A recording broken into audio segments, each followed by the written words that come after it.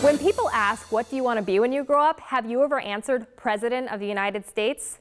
Don't go giving up on that dream job, especially since many of our presidents were Ohio natives.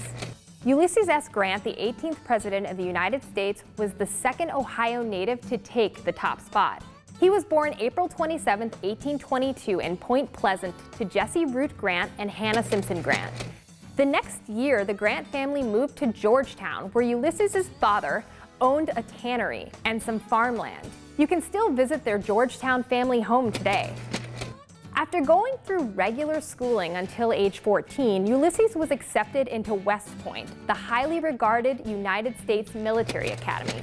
Fun fact, the congressman who helped get Ulysses into West Point wrote down Ulysses' name wrong. See, he was born Hiram Ulysses Grant, but everyone called him by his middle name. Not sure where his new middle name came from, but the name stuck. Graduating from West Point, Ulysses had hopes of becoming a math teacher after graduation. Not exactly what you would expect from a future war hero. After 11 years of service, Ulysses left the Army in 1854 to be with his wife and children.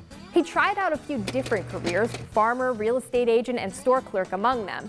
In 1859, Ulysses was just a poor store clerk in St. Louis.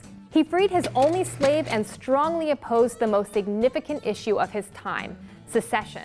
Secession was the separating of the 11 southern states from the United States. So when the Civil War broke out, as a man of principle who believed in the Union, 39-year-old Ulysses went back to fight in the Army. He turned out to be a strong military leader. President Lincoln noticed his success in fighting the South and named Ulysses the leader of the Union Army. He was a strong but fair man. His kindness toward the Confederate Army when they surrendered was seen as honorable by Southern states. Ulysses' character and popularity with both the Northern and Southern states made him the obvious choice for the Republican Party during the 1868 presidential election. Ulysses didn't desire to be the nation's leader, but the people chose him. He had no political experience but promised to do his best. As president, Ulysses fought for the civil rights movement and to maintain African Americans' rights. During his time in office, black men received the right to vote, and he brought forth legislation to combat the Ku Klux Klan.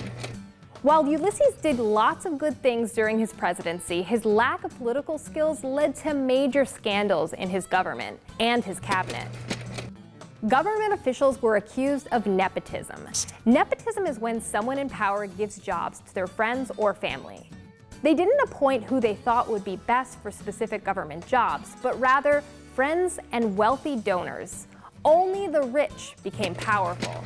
One of the biggest scandals of Ulysses' time in office was Black Friday. This isn't the Black Friday we know today, where people get great deals at stores after Thanksgiving. This Black Friday marked a day of financial panic in America. Two financiers caused the price of gold to skyrocket after they purchased large amounts of it in New York City. They intended to sell it on their own later for profit. The rise in gold prices caused a big alarm. People were convinced their money was at risk, so they rushed to the banks to withdraw their money. To stop the panic, President Grant ordered the sale of $4 million worth of gold.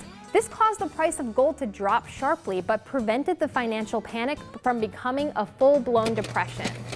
Despite the scandals and corrupt government, Ulysses served a full 2 terms as president. It's hard to see past the corruption that happened during his terms, but he is still considered a great war hero today.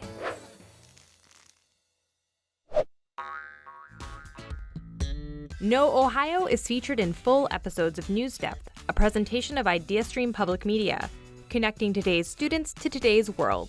To know Ohio a little better, visit newsdepth.ideastream.org and click the Know Ohio button.